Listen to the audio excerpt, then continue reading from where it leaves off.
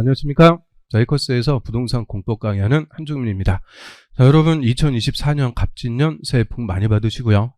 다들 소원 성취하시기 바랍니다. 자, 오늘은 이제 우리 부동산 공법 기본 이론 과정, 자, 1주차 수업인데, 자, 1주차에 수업했던 내용들 10분 내로 간단하게 복습, 요약 정리를 하도록 하겠습니다. 자, 그래서 우리 부동산 공법이 우리 시험의 2차 과목 중에 하나, 부동산 공법, 이 부동산 토지에 대한 규제를 공부한다. 그래서 이런 거운폐율, 용적률 같은 토지에 대한 규제를 하나씩 배워나가는 과목인데, 이 토지의 규제라는 것은 토지의 용도에서 정해집니다. 개발할 땅, 농사지을 땅, 보존할 땅, 이런 토지의 용도라는 것은 토지의 계획으로 정해줍니다. 그래서 계획으로 우리 국가가 이 땅을 이렇게 쓰세요. 용도를 정해놓고 그 용도에 따라서 토지에 대한 규제가 가해지니까 여기 공법을 공부하는 순서는 먼저 토지에 대한 계획을 먼저 공부하고, 이 계획으로 토지의 용도가 정해지면 용도에 따라서 규제가 나오게 됩니다. 그래서 순서는 이제 계획부터, 이 토지의 계획, 자, 요거부터 우리가 하나씩 이제 배워나갑니다. 그래서 부동산 공법은 부동산의 토지나 건물에 대한 공법, 규제법. 그래서 국가가 국민의 부동산에 대한 재산권 행사를 규제하는 법이다. 그래서 이런 부동산에 대해서 발생하는 문제를 치유하기 위해서, 해결하기 위해서 각종의 이제 국가가 규제를 통해서 개개인의 이익이 아니고 국가 전체, 국민 전체 공공복리를 목적으로 국민의 부동산 재산권 행사를 규제하는 법. 그리고 이 부동산법은 행정법입니다. 자, 행정법에서 우리 국가를 행정청이라고 부릅니다. 그리고 이 규제를 가하는 수단이 계획, 토지의 계획을 수립해서 계획으로 규제를 가합니다. 그래서 우리 공법을 공부하려면 이 국가 같은 행정청부터 먼저 알아야 됩니다. 그래서 이 행정청의 위계질서, 자, 우리 행정청이라고 할 수도 있고 행정기관이라고 할 수도 있고 뭐 정부라고 할 수도 있다. 다 똑같은 말. 그래서 이제 일반적으로는 교재 행정청으로 나옵니다.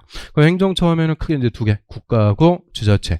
이 국가와 지자체를 합쳐갖고 우리가 행정청이라고 합니다. 이 행정청의 위계질서가 앞으로 우리가 공법을 배워나가는 데 있어서 가장 기본, 베이스가 되는 사항이니까 반드시 여러분들이 좀 정리를 해두셔야 됩니다.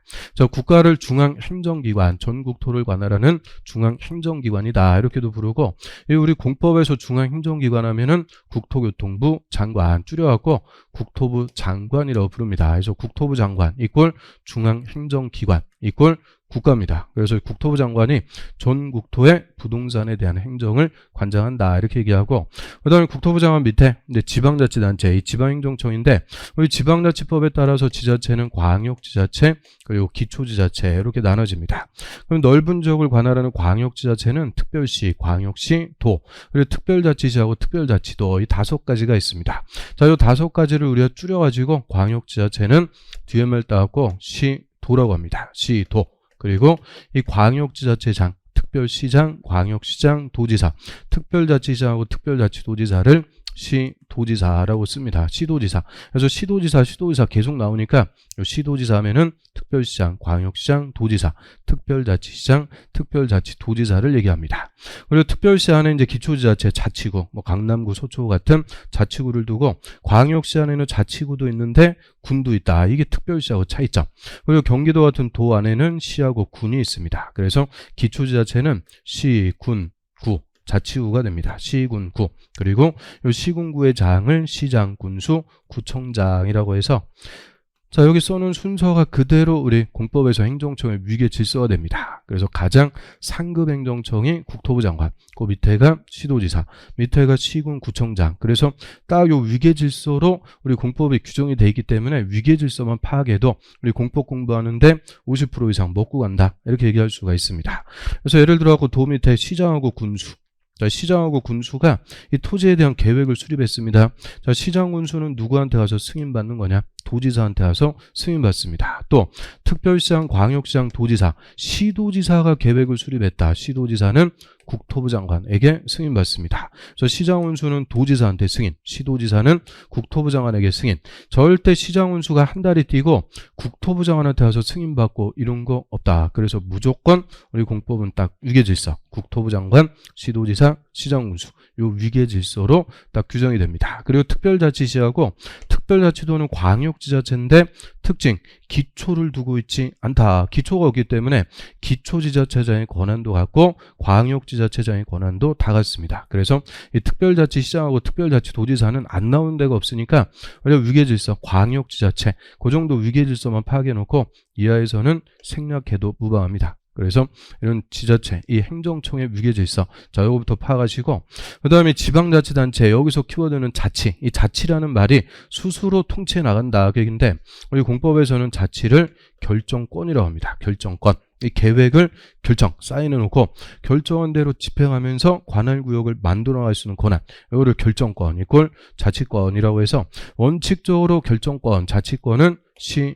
도지사였습니다. 특별시장, 광역시장, 도지사가 결정권을 갖고 관할구역을 스스로 통치해 나갈 수가 있는데, 이 결정권의 개념에서 우리 도 밑에 있는 시, 자, 요 기초시, 자, 요를 다시 두 가지로 구분. 인구 50만을 기준으로 해서 50만 이상인 시를 대도시, 50만 미만일 때 일반시. 그래서 50만 이상인 대도시의 시장, 뭐 수원시장, 용인시장, 이런 대도시장한테도 광역시로 승격을 안 시켜주는 대신 폭넓게 자치권, 이 결정권을 인정을 해주게 됩니다. 그래서 우리 공법에서 결정권자 하면은 시도지사 또는 대도시의 시장이 된다. 이 시도지사, 대도시장이 계획을 결정해서 결정한 대로 관할구역을 다스려 나갈 수가 있게 됩니다. 그리고 우리 공법에서는 이제 토지에 대한 계획을 수립해서 계획에 따라서 토지용을 규제합니다. 그래서 이 계획을 수립하는 관할구역의 단위라고 할 때 이 계획을 수립하는 단위를 관할구역, 자, 관할구역이라고 할 때는 특별시하고 광역시,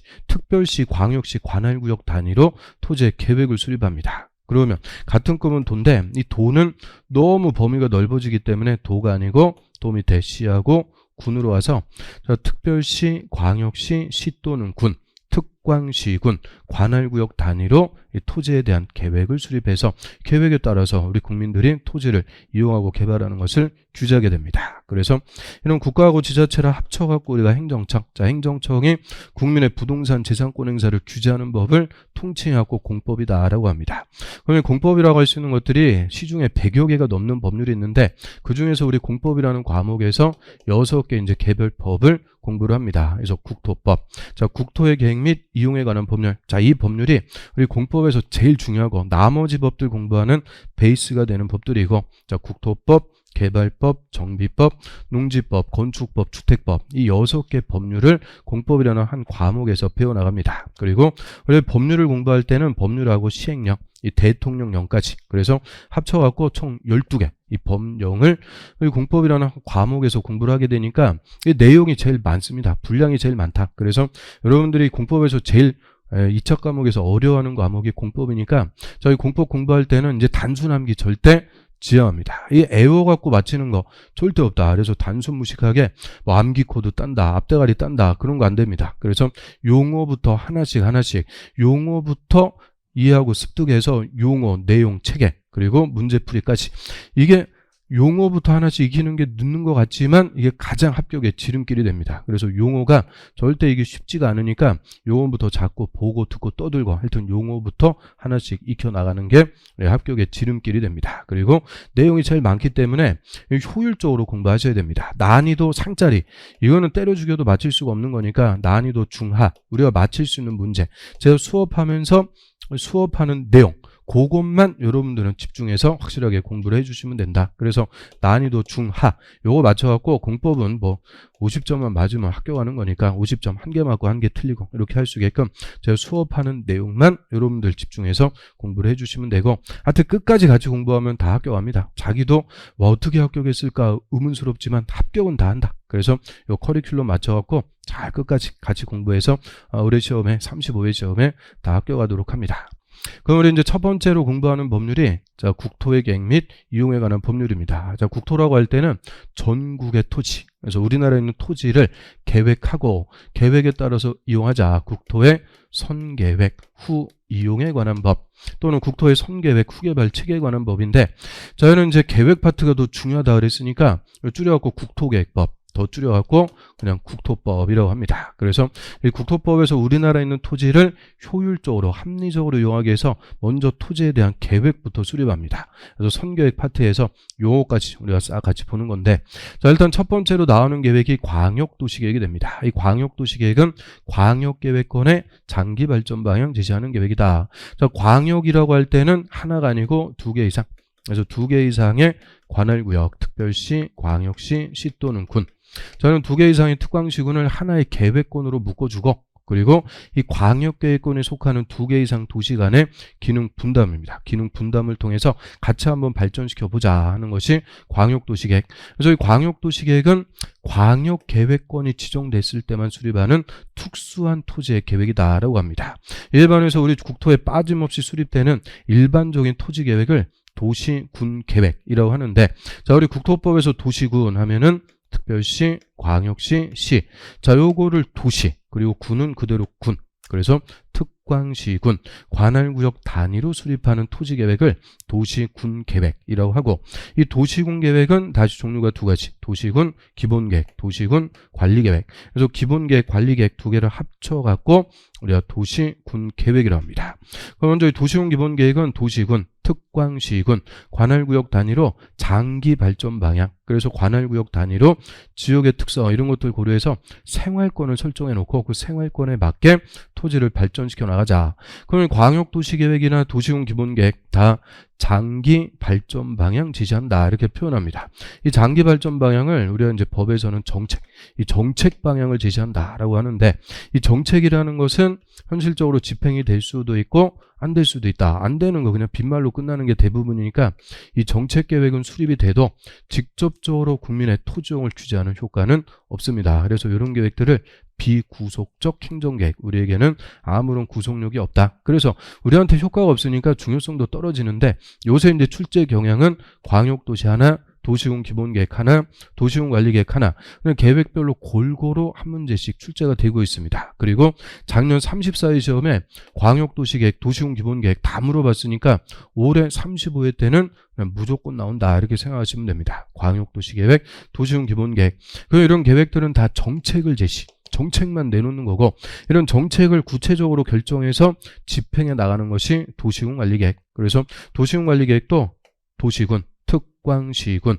관할구역을 구체적으로 관리하는 계획이다. 관리 풀어서 얘기하면 관할구역의 토지를 새로 개발할 수도 있고, 정비, 재개발할 수도 있고, 보존할 곳은 보전, 개발하고 정비하고 보전. 자, 이거를 구체적으로 집행. 그리고 집행과 관련해서 도시군 관리계획은 수립이 되면 직접적으로 우리한테 이제 이 규제를 가하는 효과가 발생하는 구속적 행정계획입니다.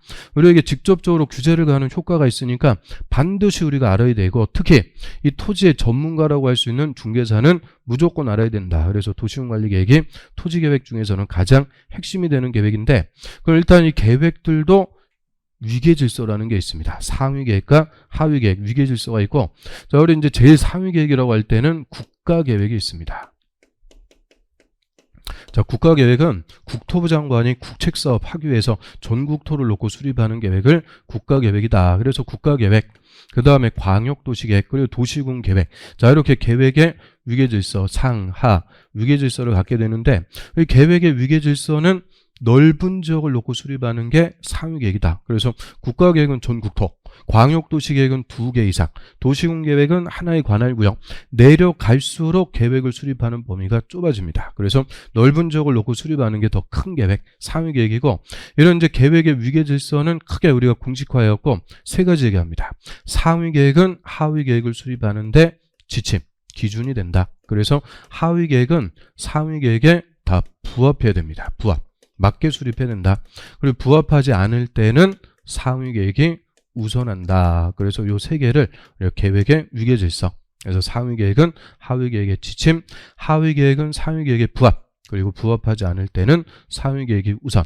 그럼 요 위계질서에 따라서 우리 국가계획, 광역도시계획, 그리고 도시군계획도 기본계획, 관리계획. 자, 요 도시군관리계획이 위계질서상 가장 하위 계획인데 중요성은 제일 큽니다. 이유는 도시군관리계획까지 내려와야 비로소 집행이 되면서 우리한테 직접적인 효과가 발생. 그래서 이런 이제 상위 계획에서 제시해준 각종의 정책을 구체적으로 뭐를 집행할 거냐, 주민의 의사, 예산 이런 것들 고려해서 이 도시군관리계획으로 6가지 내용으로 결정을 합니다. 그래서 이 도시군관리계획 결정하는 내용. 자, 요게 첫 번째로 잘 물어보는 논점. 그래서 6가지 용, 기, 도, 지, 입 6가지로 모든 정책을 다 결정해서 집행을 합니다. 일단 용도지역, 용도지구, 용도구역을 지정하고 변경합니다. 자, 용도지역, 용도지구, 용도구역 다 용도 쓰임새인데, 자, 뭐의 쓰임새다? 토지. 그래서 토지의 쓰임새를 행정청이 계획으로 다 정해줍니다. 이 땅을 어떻게 쓸 거냐, 쓰임새를 정하는데 그중에서 가장 기본적으로 전국의 토지에 빠짐없이 다 지정하는 가장 기본적인 쓰임새, 개발할 땅, 농사지을 땅, 보존할 땅, 이런 1차적인 전국 토에 빠짐없이 정하는 것을 용도지역, 그 다음 용도지역을 보충, 보완하기 위해서 일부 토지의 추가적인 쓰임새를 정하는 것을 용도지구, 그리고 용도구역은 지역지구에 관계없이 독자적인 목적입니다. 이 독자적인 쓰임새를 정한다라고 하는데, 그래서 용도구역은 원래 법조문에서 이름별로 쭉 나열이 됩니다. 그리고 우리 시험에서 이 용도구역의 이름, 이거 장난치는 게 가장 기본이니까 이름부터 확실하게 익히셔야 됩니다. 개발 제한구역, 도시 자연보호구역, 시가와 조정구역, 수산자원 보호구역, 그리고 입지규제 최소구역, 개, 도, 시, 수, 입, 요 5가지를 우리가 용도구역이다라고 해서 이 용도구역을 지정하고 변경. 그러면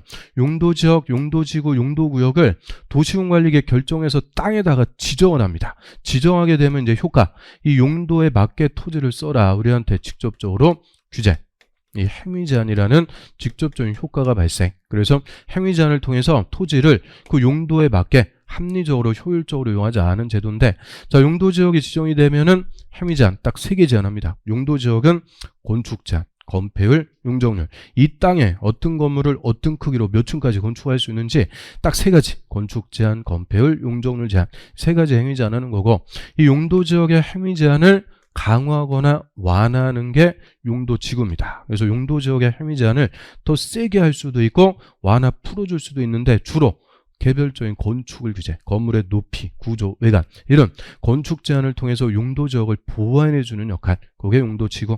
그 다음 용도구역은 용도지역, 용도지구의 제한을 강화하거나 완화해서 아예 따로 정합니다. 이 용도구역별로 그냥 행위 제한을 다 각각 따로 정해서 이런 독자적인 쓰임새, 독자적인 목적을 달성한다. 그래서 일단 관할구역의 토지에 용도지역, 지구, 구역부터 정해서 토지 쓰임새, 이 땅을 어떻게 쓸지 쓰임새부터 딱 정해주는 것이 첫 번째입니다. 그 다음에 세 번째로 기반시설을 설치, 정비, 개량. 자, 우리 기반시설은 이제 인프라, 주민들 생활할 수 있게끔 도로, 철도, 상하수도, 학교, 공원 등등등 갖춰줘야 되는 시설이고, 저희 기반시설이 47가지가 있습니다. 이 47개 중에서 뭐를 하나 설치할 거냐, 이 47개 중에서 하나를 구체적으로 설치하기로 도시군관리계 결정. 그럼 그때부터는 이름을 도시군계획시설이라고 부릅니다. 그래서 결정하기 전까지 뭐 도로, 철도, 상하수도 통칭하고 기반시설, 이 기반시설 중에서 하나를 결정하면은 그때부터는 도시군계획시설. 그리고 결정한 도시군계획시설을 구체적으로 설치하는 사업, 도시군계획 시설 사업을 시행해서 관할구역의 도로라든지 지하철 이런 것들을 설치할 수가 있게 됩니다. 그리고 네 번째로 도시개발 사업, 요거는 신도시 개발, 정비사업은 구도시 재개발. 그래서 신도시 개발을 하든 구도시 재개발을 하든 다 도시군관리계획으로 결정해서 구체적으로 집행합니다. 그래서 3번하고 4번에서 사업이 또 3개가 나옵니다. 자, 시설사업하고 그리고 개발사업, 그리고 정비사업. 자, 이게 각각의 사업들인데 공통점, 도시군관리계획을 구체적으로 시행하는 사업이다. 공통점이 있으니까 이 3개의 사업을 묶어갖고 도시군계획 사업이라고 부릅니다. 도시군관리계획을 시행하는 사업, 시설사업, 개발사업, 정비사업 3개 사업을 합쳐갖고 도시군계획 사업. 이 중에서 이 시설사업 예만 절차를 우리 국토법에서 대표적으로 규정하고, 개발사업의 절차는 도시개발법, 정비사업의 절차는 도시 및 주거정비법에서 각각 따로 빼갖고 규정을 합니다. 그래서 우리 국토법 끝난 다음에 개발법, 정비법에서 개발사업, 정비사업은 따로 이제 배우게 됩니다.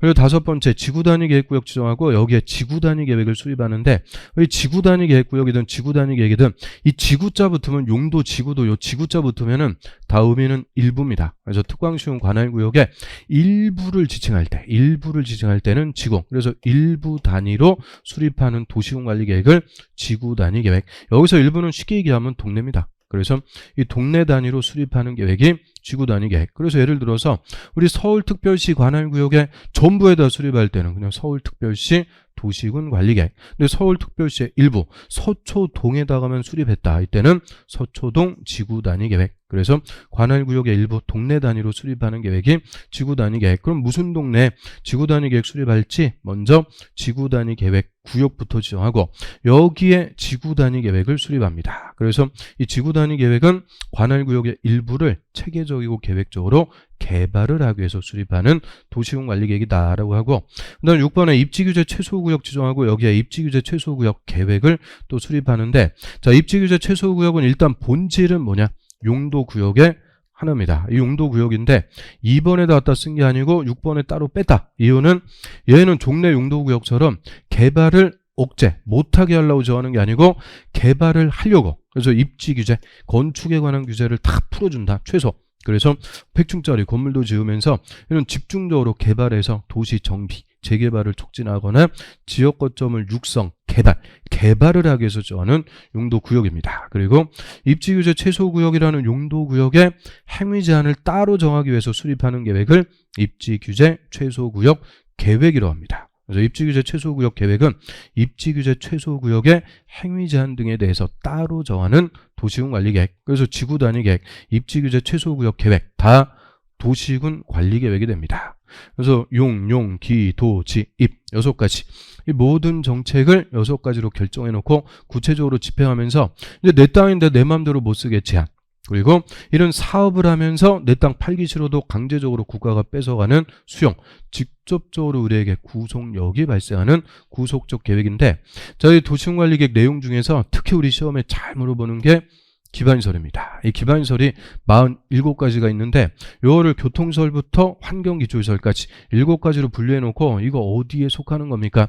우리 시험에 아주 잘 물어보는 논점이 됩니다. 그래서 교통시설에 도로, 철도, 항만, 공항, 주차장, 이 교통과 관련되는 것들, 그리고 공간시설에는 광장, 공원, 녹지, 유원지, 일정한 공간을 차지하는 것들, 그다음 유통공급시설은 공급해주는 것들, 유통업무 설비, 수도, 전기, 가스, 방송, 통신, 그리고 공동구. 자, 우리 공동구라는 것은 지하 매설물, 수도, 전선, 통신선, 이런 지하 매설물을 공동 수용하기 위해서 지하에 설치하는 큰 터널, 시설물을 공동구, 공동구 안에 수도, 전기, 가스 다 들어가니까 다 공급시설입니다. 그리고 공공문화체육시설에 학교 있습니다. 학교. 그리고 공공청사, 문화시설, 체육시설. 그래서 앞글 졌다 갖고 공공문화체육시설인데 학교. 요 학교도 공공문화체육시설이다. 이것도 다 32회 때 그대로 기출입니다. 그 다음 방제시설은 재해를 예방하는 것들, 하청, 홍수 예방, 유수지, 저수지 이런 것들 가뭄 예방, 방화 설비해갖고 재해를 막는 거, 이게 방제시설. 그 다음 보건위생시설은 장사시설, 장례식장, 화장장, 낙골당 이런 죽는 거, 이 죽는 것과 관련되면 보건위생시설. 그 다음 환경기초시설, 얘가 맨 밑에 있어갖고 우리 시험에 무려 3번이나 기출문제 정답. 그래서 하수도는 환경기초시설입니다. 자, 요게 딱 스타트였는데 상하수도는 유통공급시설이다. 틀립니다. 상수도는 공급, 하수도는 환경기초시설. 여기서 우리 위대한 자음법칙, 하수도 히읗, 환경기초시설 히읗, 히히법칙이 아니고 자음법칙. 그래서 하수도는 환경기초시설. 또 폐기물 처리시설, 이게 쓰레기 처리장, 쓰레기 다 내다 버리는 것들이니까 이런 게 환경 오염시키고, 요게 32회 때는 정답. 그리고 폐차장, 폐차장은 교통시설이다. 이게 26회 때 또 정답. 주차장은 교통시설, 폐차장은 환경기초시설. 그래서 하수도, 폐기물 처리시설, 폐차장 이런 것들 다 개념은 버리는 거. 갖다 버리는 것들이 환경 오염시키고 하는 거니까 버리는 것들은 환경기초시설. 그래서 등등등 해갖고 이제 다음 시간에 제대로 기반시설 보기로 하고요. 자, 이 도로부터 폐차장까지 이게 47개입니다. 이 47개 중에서 하나를 설치하기로 도시군관리계획 결정. 그때부터는 도시군계획 시설이 됩니다. 그래서 기반시설은 47개를 요것들을 통칭하는 개념이고, 이 중에서 하나를 설치하기로 도시군관리계획으로 결정하면 도시군계획 시설. 그리고 도시군계획 시설을 설치하는 사업이 도시군계획 시설 사업이 됩니다. 이런 용어들이 쉽지가 않으니까 하여튼 용어부터 자꾸 보고 듣고 떠들고 익히는 거, 이게 우리 공법의 첫 시작입니다. 그다음은 이제 토지계획으로서 광역도시계획 하나만 더 봤는데, 자, 광역도시계획, 자, 올해 35회 때 무조건 출제가 예상이 됩니다. 자, 광역도시계획은 광역계획권의 장기 발전 방향 제시한다. 그래서 2개 이상의 관할구역을 하나의 계획권으로 묶어놓고, 자, 2개 이상의 도시 간에 적절하게 기능을 분담. 그래서 중복해서 개발하지 말고 잘 기능을 나눠 갖고 한번 같이 개발시켜 보자. 그리고 기능 분담을 위해서 출퇴근하기 좋게 도로나 지하철 같은 광역 기반 시설 줄여갖고 광역설의 배치, 자, 이런 사항에 대한 장기 발전 방향, 이 정책을 제시하기 위해서 수립하는 계획을 우리가 광역도시계획이다라고 합니다. 그럼 광역도시계획은 그냥 일반적으로 수립하는 게 아니고 먼저 광역계획권, 요게 지정돼야만 수립하는 특수한 계획입니다. 그래서 이 광역계획권을 누가 지정하는지, 자, 이게 우리 광역도시계획에서는 제일 중요한 논점. 자, 광역계획권 지정권자. 그럼 광역계획권은 크게 2가지로 구분해갖고 지정합니다. 자, 도에 관할 구역에서는 도지사가 지정, 도 맞춰주면 된다. 그래서 우리 경기도 성남시, 용인시 묶어가지고 광역계획권으로 지정을 합니다. 그럼 성남시, 용인시, 다 경기도 같은 도니까 도지사가 광역계획권을 지정할 수가 있습니다. 그래서 도에서는 도지사가 지정. 이에 반해서 2개 이상의 시도, 특별시, 광역시, 도, 시도에 걸칠 때는 국토부 장관이 광역계획권을 지정을 합니다. 그래서 서울특별시, 경기도, 성남시 묶어갖고 광역계획권으로 지정. 자, 요거는 서울특별시, 경기도, 시도에 걸치게 되니까 특별시하고 도지사 위에 국토부 장관. 자, 국토부 장관이 광역계획권으로 지정을 합니다. 그래서 이 광역계획권의 지정권자는 딱 2명입니다. 도에서는 도지사, 시도에 걸칠 때는 국토부 장관. 자, 요 자들이 광역계획권을 지정. 그래서 광역계획권 지정할 때는 의심 지정입니다. 의견 듣고 심의 거쳐갖고 지정. 그리고 국토법에서는 심의 다 도시계획위원회 심의인데, 자, 국토부 장관이 할 때는 항상 요 중앙자 꼭 붙여준다. 요게 공식입니다. 공식. 도지사가 지정할 때는 지방도시계획위원회. 그래서 국토부 장관은 중앙도시계획위원회 심의, 도지사는 지방도시계획위원회 심의. 그래서 의견 듣고 심의 거쳐갖고 광역계획권을 지정. 자, 광역계획권 지정한 것을 통보. 이 통보의 의미는 명령입니다. 이제 광역계획권을 지정했으니까 광역도시계획 수립하세요. 수립권자한테 통보해서 이 광역도시계획을 수립을 합니다. 그래서 일반적으로 우리 계획에서는 이 계획의 수립권자가 주인공, 제일 중요한 사람인데, 광역도시계획은 수립권자를 바로 찾으려고 그러면 어렵습니다. 헷갈리고 그러니까 잘 물어본다. 그래서 이 지정권자하고 관계해서 수립권자를 찾아냅니다. 지정해서 명령해갖고 수립하니까 지정권자가 상급행정청, 수립권자는 하급행정청, 상하, 위계질서로 수립권자를 찾아냅니다. 그럼 도에서는 도지사가 지정해서 명령했으니까 수립은 누가 하는 거냐? 도지사 밑에 시장, 군수. 시장, 군수가 공동으로 광역도시계획을 수립합니다. 그래서 성남시, 용인시 묶어갖고 도지사와 광역계획권 지정. 여기에 대한 광역도시계획은 성남시장, 용인시장, 시장 둘이서 성남시, 용인시 기능 어떻게 분담할지 공동으로 수립을 하게 됩니다. 이에 반해서 시도에 걸쳐갖고 국토부 장관이 광역계획권을 지정, 명령했으니까 국토부 장관 밑에 시, 도지사, 특별시장, 광역시장, 도지사, 시도지사가 공동으로 광역도시계획을 수립합니다. 그러면 서울특별시, 경기도, 성남시 묶어갖고 국토부 장관이 광역계획권 지정. 여기에 대한 광역도시계획은 특별시장하고 성남시장이 아니고 특별시장하고 같은 급 도지사, 특별시장하고 도지사, 시도지사가 공동으로 광역도시계획을 수립하는데, 자, 시도지사 수립할 때 성남시장의 의견을 듣습니다. 그래서 이 광역계획권을 지정하는 모습이 2개니까 광역도시계획의 수립권자도 원칙적으로 이렇게 2명이 나옵니다. 자, 도에서는 도지사가 지정, 시장군수가 수립. 시도에 걸칠 때는 국토부 장관이 지정, 시도지사가 수립. 이게 가장 원칙적인 체계. 그리고 우리 여태까지 기출문제도 다 요 원칙에서 다 정답 나옵니다. 이게 뭐 지엽적인 거 이런 게 중요한 게 아니고 원칙, 요거부터 확실하게 잡으셔야 되고, 이 계획권이라는 걸 지정했을 때는 몇 년 내 계획을 수립? 3년. 그래서 3년 내, 자, 요 자들이 광역도시계획을 원칙적으로 수립을 해줘야 되는데 3년이 지날 때까지 원칙적인 수립권자가 수립을 안 합니다. 이때는 지정권자가 직접 수립. 그래서 도지사가 지정하고 3년 내 시장군수가 수립 안 하더라. 이때는 도지사가 그냥 직접 광역도시계획을 수립을 합니다.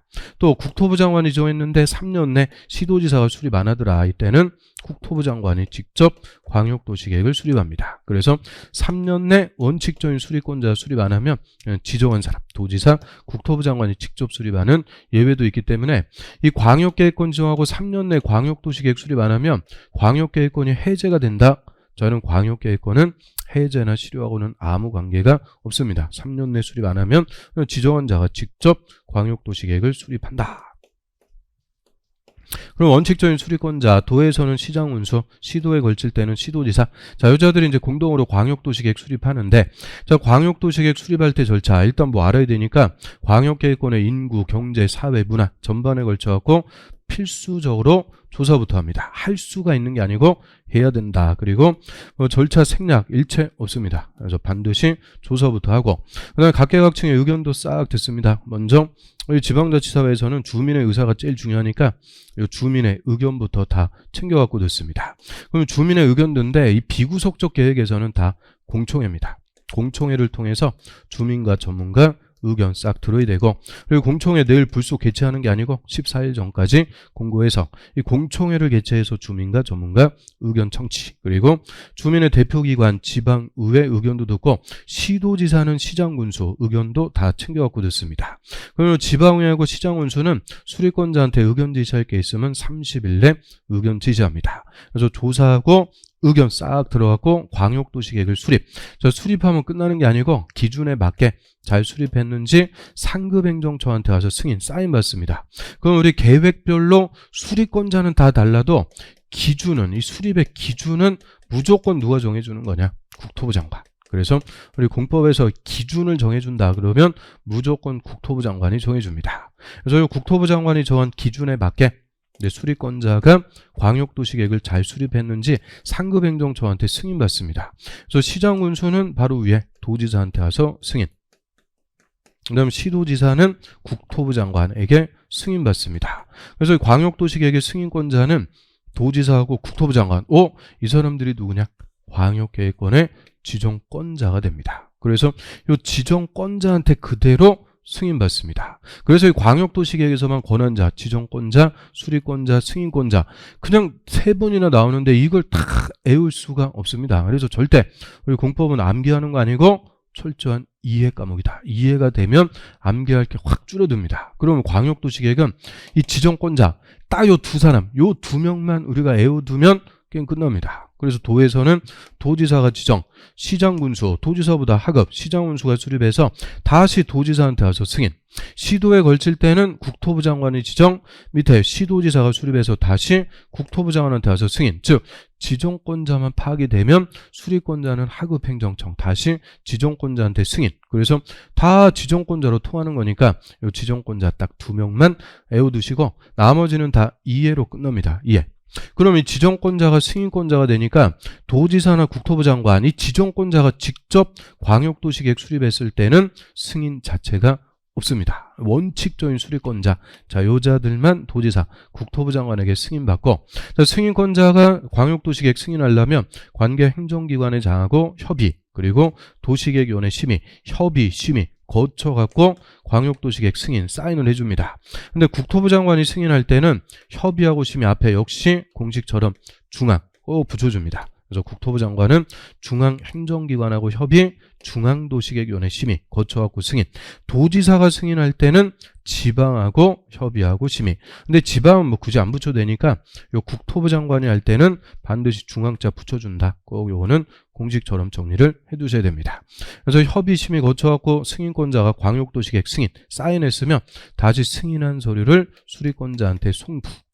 그래서 송부받은 수립권자가 광역도시계획 이렇게 수립됐습니다. 우리한테 공고하고 열람, 공람 보여주게 되는데, 자, 이 협의 요청을 받은 행정기관의 장 승인권자에게 30일 내 의견 제시, 그리고 송부받은 수립권자 우리에게 공고 열람, 공람 기간도 30일 이상. 그래서 우리 계획 파트에서 숫자 물어보면 다 30일인데 공청회만 14일. 그래서 계획 쪽에서 숫자 뭐 어려운 거 아니고 다 30일 요 공청회 주민의 의견 청취 관련해서만 14일이 됩니다. 그래서 이게 뭐 절차를 우리 시험에 물어보고 그러는 거 아니니까 기, 공, 의, 수, 협심, 승공 이런 식으로 악을자 따갖고 애우고 그럴 필요는 없습니다. 그래서 그냥 수립해갖고 승인받는다. 그리고 다시 송부받아갖고 수리권자 우리에게 공고 열람 이런 절차만 개략적으로 파악을 해주시면 되고 논점, 조사할 수가 있는 게 아니고 해야 된다. 그리고 주민의 의견 청취는 공청회를 통해서 든다. 이런 논점을 갖고 물어봅니다. 그래서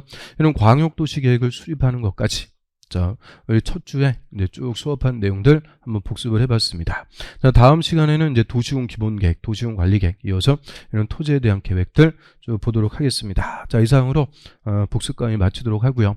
다음 시간에 또 건강한 모습으로 뵙도록 하겠습니다. 자, 수고하셨습니다.